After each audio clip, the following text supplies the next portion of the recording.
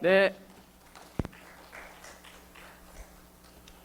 안녕하세요. 반갑습니다. 다시 우리 선한 목자 장로교회에서 말씀을 나눌 수 있도록 은혜를 주신 우리 주님께 감사를 드립니다.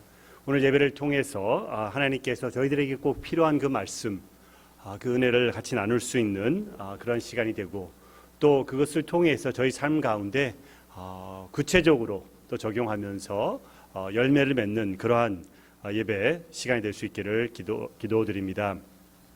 제가 기도하겠습니다. 아버지 하나님 감사드립니다. 오늘 또 예배를 주님께 살려주시고 이 예배의 말씀을 통해서 하나님 저희의 삶을 다시 한번 새롭게 붙잡아 주시기를 기도드립니다. 이 말씀을 가지고 적용할 때에 그 적용 심은 대로 우리가 거둘 수 있는 많은 열매를 맺을 수 있는 축복을 허락하여 주시옵소서. 예수 그리스도의 이름으로 기도드리옵나이다. 아멘. 제가 영화를 본다든지 아니면은 또 요즘에 많이 있는 드라마를 이제 본다고 할 때도 내용이 좋아야지 사실 좋잖아요. 그렇죠? 내용이 좋고. 근데 그 내용도 좋지만은 또 끝이 좋아야 된다고 생각이 듭니다.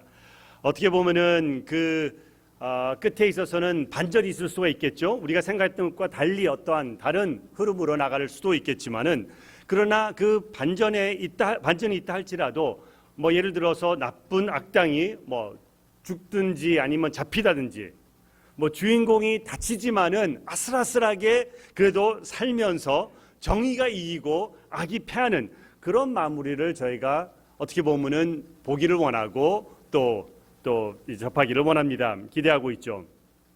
그런 면에서 오늘 우리가 읽었던 본문 말씀의 룻의 스토리를 보시게 되면은 오늘 읽었던 것처럼 참 좋은 마무리가 끝이 있는 것을 볼 수가 있습니다. 룻은 더 이상 이제 가난한 이방인의 과부가 아니라 남편이 있게 되고 태가 열리게 되고 아들을 낳게 되고, 시어머니 나오미는 칭송을 받으며 축복을 누리는 할머니, 거의 엄마 같은 아이를 직접 기르는 듯한 그러한 모습을 가진 스토리를 볼 수가 있게 됩니다.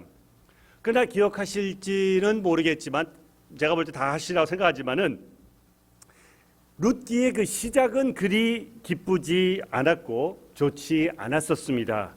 룻기 1장을 한마디로 정리하자면은 고난이라고 말할 수가 있겠습니다. 1장 20절에 이렇게 나옵니다. 나오미가 그들에게 이르되 나를 나오미라 칭하지 말고 마라라 칭하라. 이는 전능자가 나를 심히 괴롭게 하셨습니다. 매를 든 하나님의 손길이 이스라엘 위에, 그리고 또 엘리멜렉 가족을 징계하시는 것 같았었고, 그 고통과 환난을 온전히 겪었어야 됐던 엘리멜렉 가족이었던 것을 볼 수가 있습니다. 룻기 2장은 하나님의 은혜에 관한 것이었습니다. 룻기 2장 2절에 보게 되면은 모압 여인 룻이 나오미에게 이르되 원하건대 내가 밭으로 가서 내가 모두에게 은혜를 입으면 그를 따라 이삭을 주겠나이다라는 하나님의 그 은혜를 구하는 모습을 볼 수가 있는 것이죠. 그리고 거기에 대한 하나님의 응답도 또 보여주고 있습니다. 룻기 2장 8절과 10절에 이렇게 되어 있습니다. 보아스가 룻에게 이르되 내 딸아 들으라. 이삭을 주우러 다른 밭으로 가지 말며 여기서 떠나지 말고 나의 소녀들과 함께 있으라. 그들이 베는 밭을 보고 그들을 따르라. 내가 그 소녀들에게 명령하여 나를 건드리지 말라고 하였느니라. 목이 마르거든 그릇에 가서 소년들이 기러온 것을 마실지니라 하는지라. 룻이 엎드려 얼굴을 땅에 대고 절하여 그에게 이르되 나는 이방 여인이거늘 당신이 어찌하여 내게 은혜를 베푸시며 나를 돌보시나이까 라고 말하고 있습니다. 또 3장을 볼 때는 안식처를 찾아서 다시 고향으로 돌아온 두 과부가 경험하게 될 그 안식을 그려나가는 것을 보여주고 있습니다.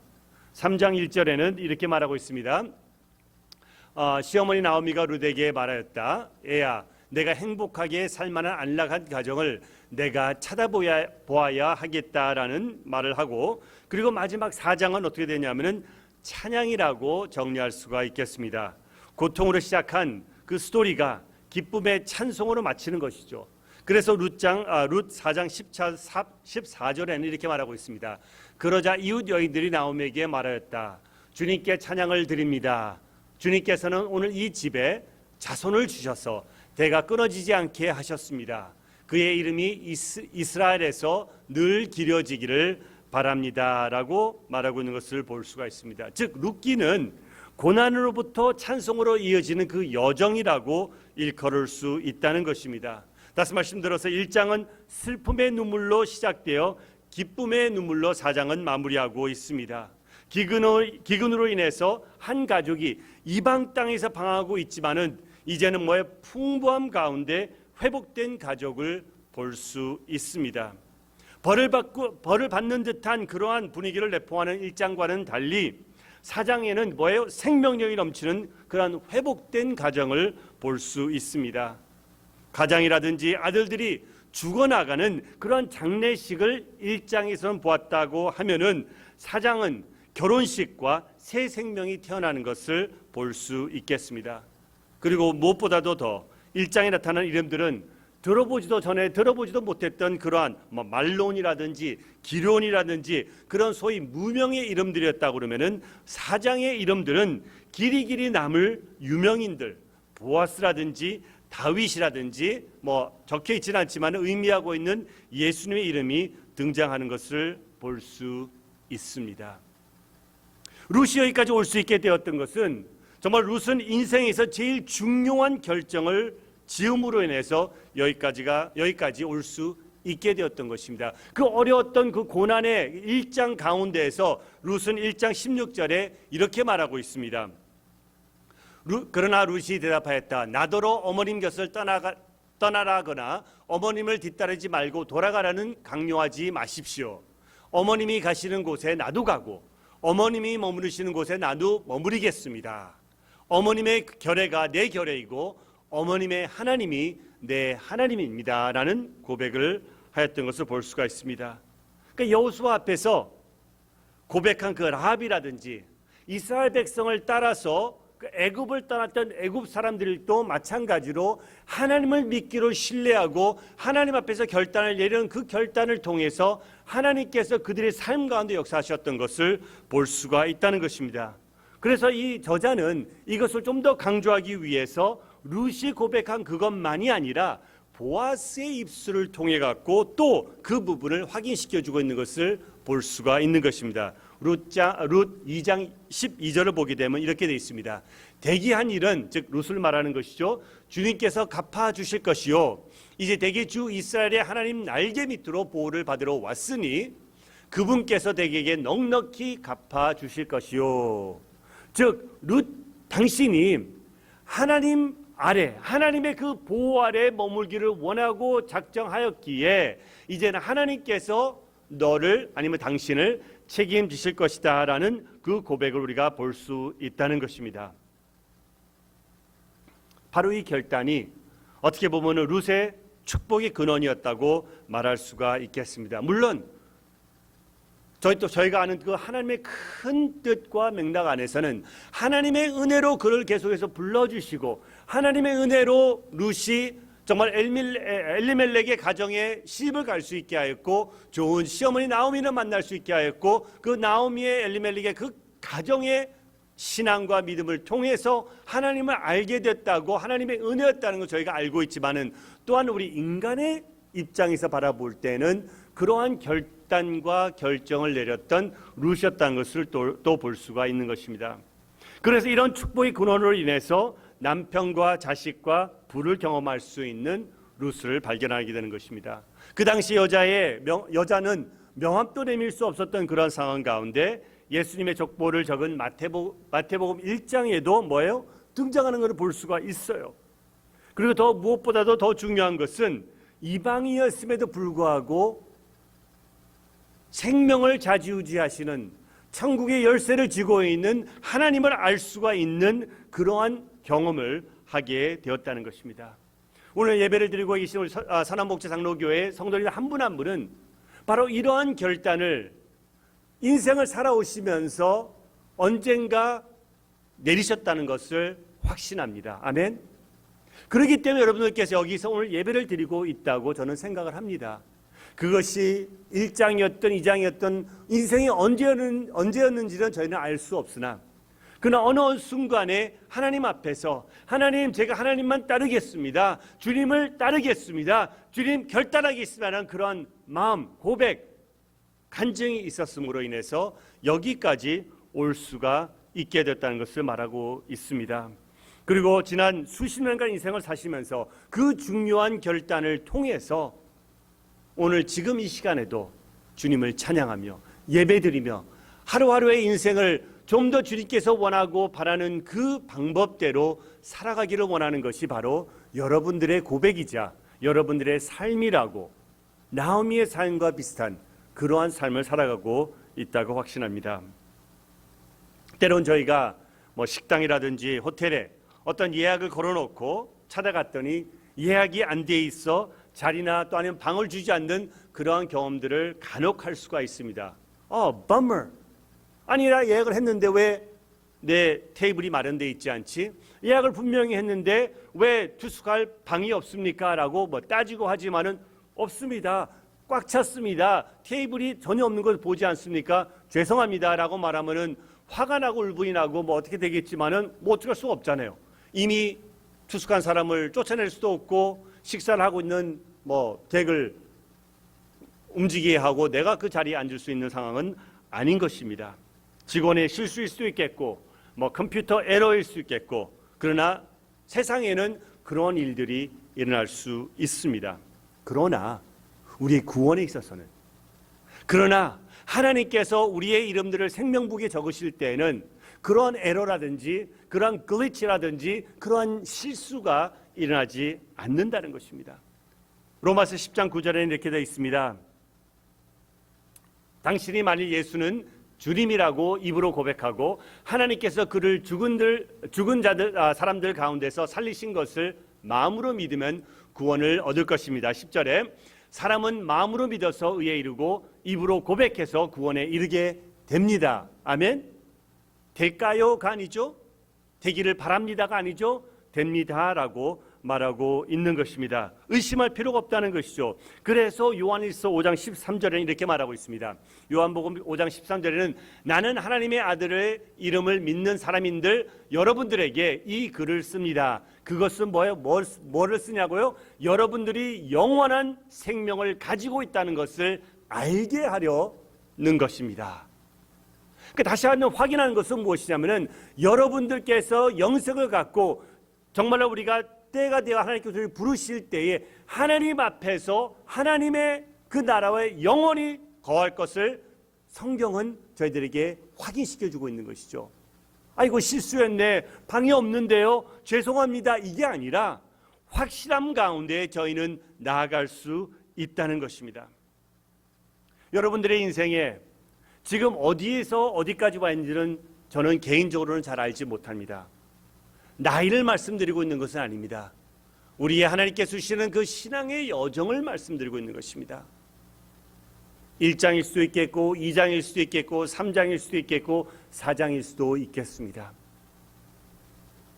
제가 추측하는 것은 여러분들께서는 그 가운데 계시는 그 삶 가운데 내가 주님 앞에 나아가서 하나님, 나는 지금 여기에 있는 것 같습니다. 하나님, 지금 주님께서는 저에게 이런 것을 보여주고 있는 것 같습니다라는 그러한 마음을 우리가 같이 정리하면서 그러면 이 말씀이 오늘 우리에게는 어떻게 적용이 될 수 있는 것을 생각해 봐야 된다는 것이죠. 우리가 단지 루시 경험한 그 구원, 고백을 통한 그 구원만 우리가 포커스를 한다고 그러면은 저희들의 신앙은 어떻게 보면은 뭔가를 미스한 것이죠. 왜냐하면 우리 크리스천들은 구원만이 중요한 것이 아니라 그것만 만족하고 살아가는 것이 아니라는 것입니다. 만약에 우리의 인생, 우리 크리스천들의 인생의 목적이 구원이라고 한다고 그러면은 이런 생각해 보신 적 있으세요? 이 땅, 이 세상이 이렇게 고난이 많고 죽음이 있고 아픔이 있고 질병이 있고 전쟁이 있고 기근이 있고 많은 그런 참 어려움들이 있는데 하나님이 그렇게 사랑하시는 하나님이시고 우리를 사랑하신다고 하시는데 왜 우리를 지옥 같은 이 땅에 아직도 남겨놓으시던가? 우리를 그렇게 사랑하신다고 그러면은 우리가 믿는 그 순간 우리를 확 해서 하늘나라로 데려가셔서 우리를 눈물이 없고 슬픔이 없고 질병이 없고 고난이 없고 기근이 없는, 아픔이 없고 죽음이 없는 그 천국에 영원토록 하나님과 거하며 살아가도록 하셔야 되는데 왜 우리를 이 땅에 아직까지 남겨놓으셨습니까? 라는 질문을 할 수가 있다는 것이죠. 생각해 보신 적 있으세요? 만약에 구원이 목적이라고 그러면은 목적이 달성되니까 내가 입으로 신하여 마음으로 믿었으니까 하나님 예수님을 영접했습니다 라고 할 때 그 순간 푸ff 하고 천국으로 데려가셔야지만은 논리가 성립이 된다는 것이죠. 그런데 우리가 확실하게 아는 것은 그렇지 않습니다. 때로는 그럴 수도 있겠지만 거의 대부분은 그렇지 않아요. 계속해서 살아가고 10년이고 30년이고 50년, 70년을 우리가 계속해서 살아가면서 많은 고통과 아픔과 기근과 그런 환난을 겪으면서 살아가고 있는 우리 모습들을 발견하게 됩니다. 왜 그럴까요? 혹여나 하나님께서 우리가 구원에 이르기까지 여러 많은 사람들 통해서 뭐 전도도 하고 뭐도 하고 했는데 우리가 막 미꾸라지처럼 잘도 빠져나가고 하나님의 속을 썩이고 막 애간장을 태우고 그래갖고 10년 후에 20년 후에 30년 후에 40년 후에 아이고 엉금엉금 기어 들어오면서 하나님 잘못했습니다 해갖고 들어왔더니 하나님 또 니 때문에 얼마나 고생인지 아냐? 내가 너 때문에 30년을 기다리면서 애간장을 태워. 내가 너 때문에 40년을 내가 고생을 했어. 그러니까 너도 한 30년 40년을 고생하다가 세상에서 고생 좀 하다가 그 다음에 내가 너를 천국으로 데려갈게 는 아니잖아요. 그렇죠? 확실히 아니죠? 긴가민가 하시는 것 같은데 확실히 아니라는 걸 말씀드리겠습니다. 아니에요. 하나님은 그런 분이 아니시다는 걸 우리가 너무나 잘 알잖아요. 우리를 남겨놓으신 것은 너도 좀 속을 썩였으니 나도 너 속을 좀 썩이겠다라는 그런 하나님의 마음이 아닌 것을 우리 너무나 잘 알고 있습니다. 그럼 왜 그랬을까요? 왜 하나님께서는 저희를 아직까지 이 땅에 남겨놓으셨을까요? 아픔과 질병과 고난과 환난과 갈등과 이 모든 것을 그냥 차라리 하는 그런 생각도 들잖아요. 그냥 여러분 생각해 보세요. 저는 이것을 아주 많이 좀 생각을 해봤는데요. 아무리 제 머리로 생각을 해봐도 이것밖에 생각이 안 나요. 그것은 무엇이냐면은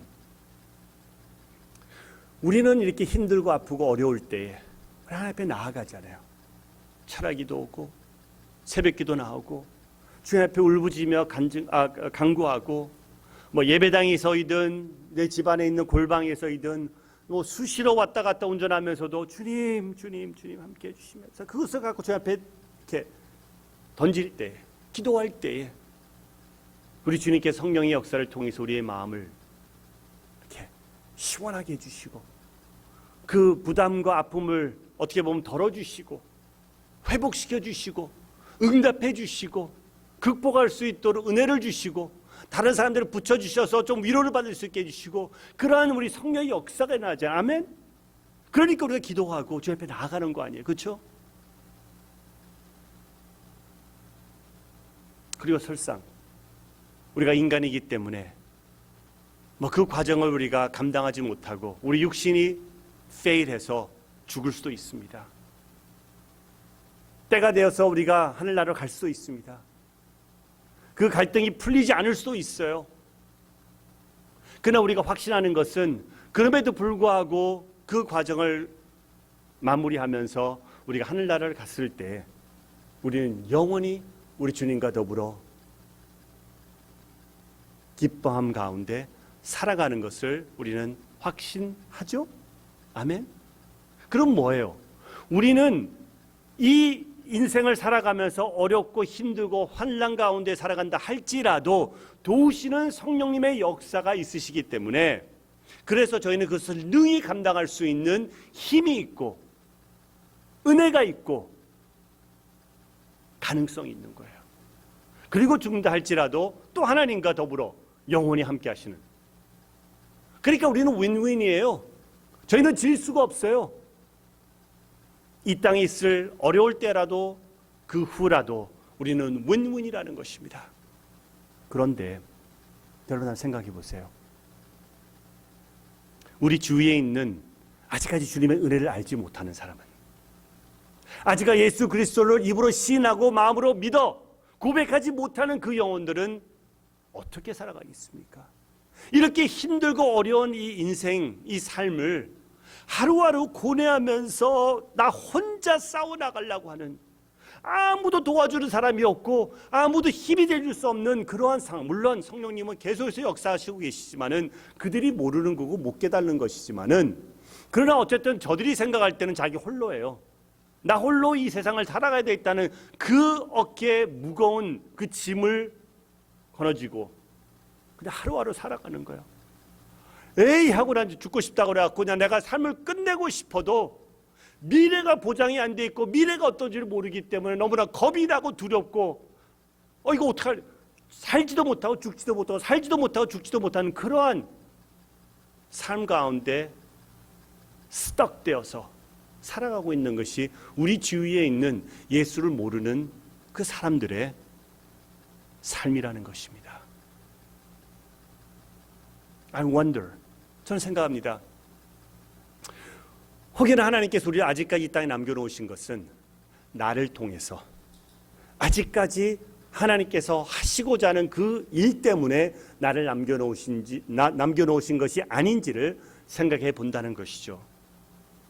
내 주위에 있는 그 영혼들 중에서 나만이 다가갈 수 있는, 나만이 축복할 수 있는, 나만이 복음을 전할 수 있는, 나만이 관계가 있는 그 영혼들이 있다는 것입니다. 문 목사님이라든지 최 목사님이라든지 다른 장로님이라든지 그분들도 잘 모르는 나만이 다가갈 수 있는 그 관계 안에서 하나님께서는 나를 통해서 그 마지막 한마디, 마지막 한 권고, 마지막 그 한 위로를 하게끔 하시기 위해서 나의 삶을 연장시키셨을 수도 있다는 것입니다. 왜냐하면 우리 크리스천들은 구원만으로 만족하는 것이 아니라 그 받은 구원을 나눌 수 있는 축복의 근원이 되어야 되는 것을 저희는 확실하게 알고 있습니다. 룻을 보세요. 룻은 자기 혼자만 축복을 받은 것이 아니죠. 그 축복을 주위 사람들에게도 나누었던 그런 축복이었음을 볼 수가 있습니다. 7명의 아들보다 더 나은 며느리가 낳은 그 아들로 인해서 기뻐하는 나오미를 볼 수가 있습니다. 또 16절을 보게 되면 나오미가 뭐예요? 직접 기르는 양육자가 되었다는 것이죠. 그러니까 그 할머니로서가 아니라 꼭 아들을 키우는 듯한 그러한 모습을 오늘 본문 말씀에서는 적고 있는 것을 볼 수가 있습니다. 그래서 룻으로 인해서 나오미의 삶까지도 변하게 된 것을 볼 수가 있습니다. 남편 보아스도 큰 축복을 입었습니다. 물론 보아스가 축복을 주었지만은, 그러나 보아스가 그 가정으로 들어옴으로 인해서 이제는 뭐예요? 다윗의 할아버지가 되는 그러한 삶을 이어나갈 수 있는 것을 볼 수가 있게 되는 것입니다. 기업 물을 자는, 그러니까 더 가까운 기업 물을 자가 있었죠. 우리가 스토리를 잘 기억하시는 분들은. 그러나 그 사람은 포기했어요. 난 내 이름을 잃는 것을 원치 않아 라고 포기하고 그 대신 보아스가 기업을 물으게 되었습니다. 그래서 4장 11절에 이렇게 말하고 있습니다. 4장 11절에는 그러자 성문 위 해관에 모인 온 마을 사람들과 올라들게 대답하였다. 우리가 증인입니다. 주님께서 그대의 집안으로 들어가는 그 여인을 이스라엘 집안을 일으킨 두 여인 곧 라헬과 레아처럼 되게 해주시기를 빕니다. 에브랏 가문에서 그대가 번성하고 또한 베들레헴에서 이름을 떨치기를 빕니다. 룻의 그 삶을 통해서 축복된 그 인생을 통해서 자신만이 아니라 뭐예요? 에브렛 가문에 번성하고 베들레헴에서 이름을 떨치기를 원하는, 또 떨쳐지게 되는 그러한 가문을 일으킨 것을 볼 수가 있다는 것입니다. 그리고 끝으로 또 마무리로 볼 때에는 그 족보를 통해서 누가 나타나죠? 인류의 구원자이신 예수님이 태어나신 것을 볼 수가 있습니다. 믿는 저희들 자신만을 위해서 살아가는 것이 아니라는 것이죠. 우리의 삶은 뭐예요? 나누는, 하나님께서 우리 주위에게 붙여주신 그 영혼들을 향해서 나누는 그러한 삶을 살아가는 것이 바로 우리 크리스천들의 삶이어야 된다는 것을 말하고 있습니다. 에베소 2장 10절의 말씀을 보면 이렇게 되어 있습니다. 우리는 하나님의 작품입니다. 믿으세요? 작품이에요? 좀 덜 구워진, 잘못 빚어진 그러한 토기가 아니라 작품이라고.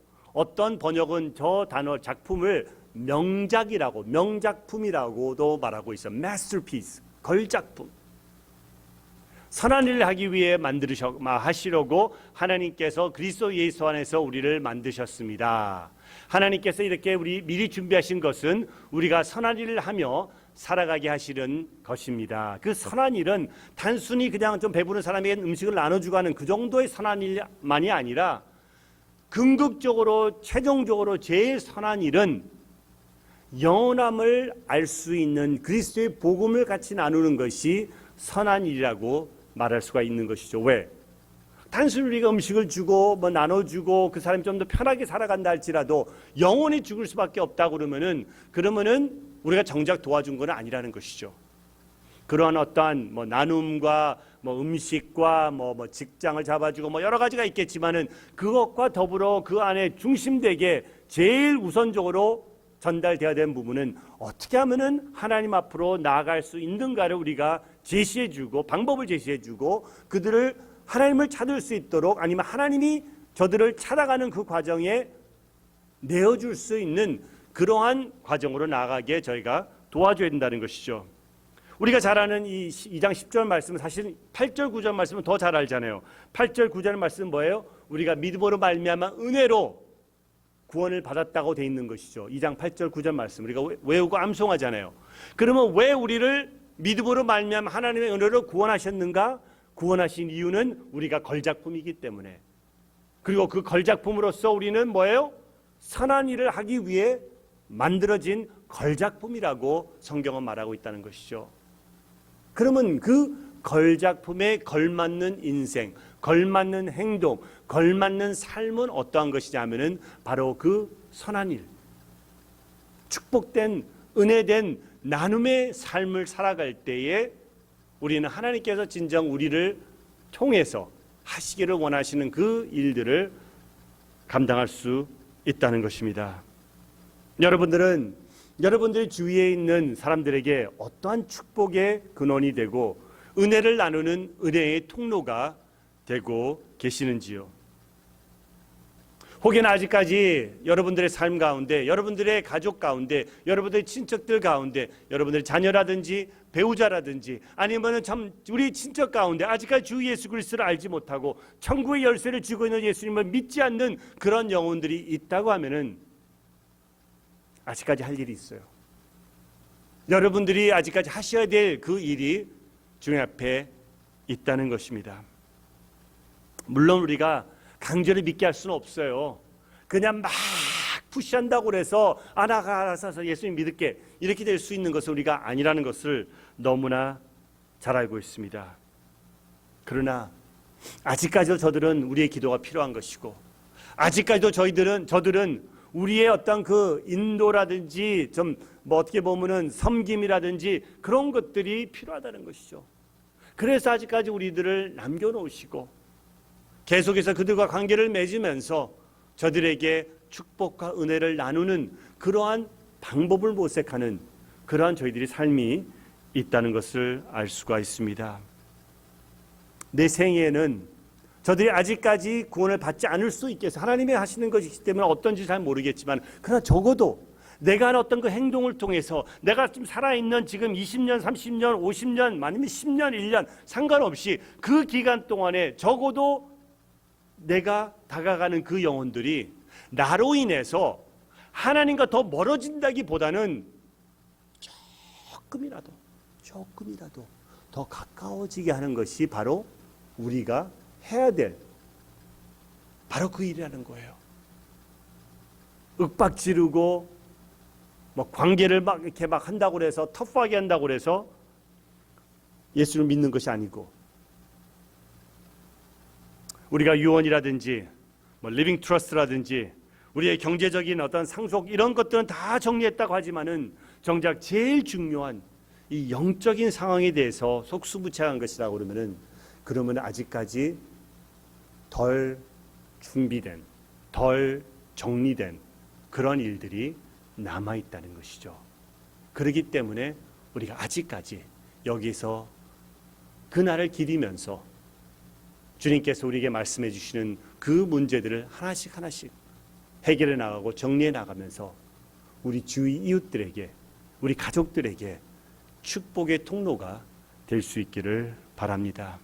우리가 경험해 보셨듯이 우리가 만날 때마다 잔소리 한다고 그래서 우리의 자녀들이라든지 우리 지인들이 예수님을 그래 알았어 지긋지긋해 그냥 믿어줄게 라고 하지는 않는 것을 우리가 알 수 있습니다. 그러나 만약에 내가 변하기 시작한다 그러면 나의 태도, 나의 언어, 나의 행동, 나의 표현 이런 것들이 정말로 주님 앞에서 근본적으로 내가 변하기 시작한다 그러면은 저들이 궁금해할 거예요. 아니 한평생을 안 변하셨던 우리 아빠가 어떻게 우리 엄마가 절대로 이렇게 하시더니 지금은 이렇게 하시지? 그러한 여러분들의 변화된 그 삶을 통해서 바뀌어진 여러분들의 어떤 습관을 통해서 저들도 조금씩 더 믿든지 아니면은 더 관심을 가지든지 그럼 내가 지금까지 이렇게 좀 반항했던 것이 좀 아닐까? 라는 그런 의구심을 갖게 하는 그러한 기적이, 은혜가 우리의 작은 변화를 통해서 시작될 수도 있겠다는 것입니다. 한국이 어려웠던 그 6.25 전후에 태어나셔서 사셨던 것만으로도 그 베들레헴의 기근에 살았던 나오미만큼의 그 삶, 어려웠던 삶과 비슷하다고 저는 생각이 들어요. 그때나 또 아니면은 나오미의 삶이나. 그리고 이방 나라인 모압으로 가서 좀 어떻게 보면은 모압 드림이라고 말할 수 있게 뭔가를 좀 해보겠다는 어떤 그런 꿈을 가지고 이주를 갔던 그 엘리멜렉의 가정의 삶만큼 여러분들도 마찬가지로 30년 전, 40년 전, 50년 전에 이 이국 땅에 오셔갖고 그 척박한 상황 가운데 어떻게 보면은 견디신, 어떻게 보면은 성공한, 세상적으로 볼 때는 적어도 그러한 삶일 수도 있겠습니다. 그러나 그 모든 것들이 꼭 아픔만이 아니었잖아요. 그렇죠? 꼭 고난만은 아니었었어요. 그 가운데서 우리가 결혼도 하고 자식도 낳고 가족을 부양하면서 지금 여기까지 올 수가 있게 된 것은 하나님의 은혜였다는 것입니다. 하나님께서 함께 하셨던 것이죠. 여기 계신 분들 중에서는 정말로 한국에서는 절대 교회를 가지 않았었을 그러한 분이었을 수도 있겠지만은 척박한 이민 땅에 와서 이 갈등을 겪으시면서 하나님의 은혜를 체험하고 경험하며 하나님 앞에 나올 수 있었던 은혜를 경험했다는 것입니다. 그래서 그 가운데서 그 여정 가운데 하나님을 알게 되고 구원을 받게 되고 이제는 자손 또 손주들을 보시면서 오늘 족보에 나왔던 그 미래의 다윗을 꿈꾸는 룻과 나오미처럼 이제는 그 상황 가운데 놓여 있는 저희들이라고 볼 수가 있게 됩니다. 즉 룻기의 1장보다는 룻기의 4장을 지금 경험하고 있다고 말할 수도 있겠습니다. 기도하는 것은 이미 하시고 계시겠지만은 더욱더 어떻게 보면 경각심과 그런 긴급함을 가지고 내 주위를 돌아보기를 원한다는 것이죠. 내 주위를 돌아보면서 은혜를 체험한 룻이 은혜의 통로가 되었던 것처럼 여러분들도 그 은혜를 체험하고 알고 경험하셨기 때문에 그 은혜의 통로가 될 수 있는, 나눌 수 있는, 나로 인해서, 나의 언어로 인해서, 나의 행동으로 인해서, 나의 인품으로 인해서 내 주위에 있는 사람들도 더 주님을 알아갈 수 있는 그 은혜의 통로가 될 수 있는 우리 성도님들이 한 분 한 분이 될 수 있기를 기도드립니다. 그래서 그 영향력으로 인해서 우리가 천국문을 들어설 때에 많은 사람들이 우리를 기다리면서 감사합니다, 고마워요, 그때 나를 만나주셔서, 그때 나에게 복음을 전해주셔서, 그때 나에게 따스한 허그를 해주셔서 내가 이쪽으로 이렇게 올 수가 있게 되었습니다. 그런 간증을 들을 수 있는 그런 축복과 은혜가 여기 계신 우리 한 분 한 분의 성도님의 삶 가운데 역사할 수 있기를 주님의 이름으로 기도합니다. 자, 같이 기도하겠습니다. 하나님 아버지 감사드립니다. 저희는 은혜를 받은 생명들입니다. 여러 가지 어렵고 고난과 환경과 환난들이 있었지만은 하나님의 은혜로 인해서 여기까지 올 수 있게 되었고, 주님의 은혜로 인해서 저희는 천국을 향해 나아가고 있는 크리스천들입니다. 하나님, 아직까지 제 주위에 주님께서 맡겨주신 그 영혼들에게 못다한 그 나눔이 있다고 그러면은 저를 사용하여 주시옵소서. 제 행동을 통해서, 제 언어를 통해서, 제 나눔을 통해서, 제 모든 것을 통해서 하나님 그 축복의 근원, 은혜의 근원이 될 수 있는, 하나님께서 우리에게 허락하신 그 은혜를 저들에게도 나눌 수 있는 은혜를 우리 삶을 통해서 펼쳐질 수 있도록 인도하여 주시옵소서. 예수 그리스도의 이름으로 기도드리옵나이다. 아멘.